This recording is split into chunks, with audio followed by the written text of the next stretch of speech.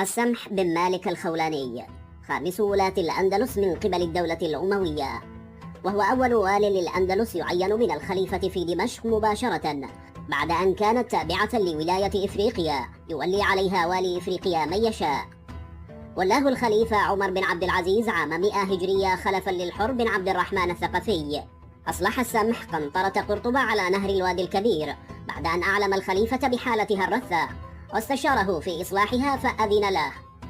ويذكر المؤرخون أن الخليفة عمر بن عبد العزيز قد عهد إلى السمح بإجلاء المسلمين من الأندلس خشية منه على أرواحهم، إلا أن السمح حين نزل الأندلس واطلع على أحوالها طمأن الخليفة إلى قوة حال المسلمين في الجزيرة.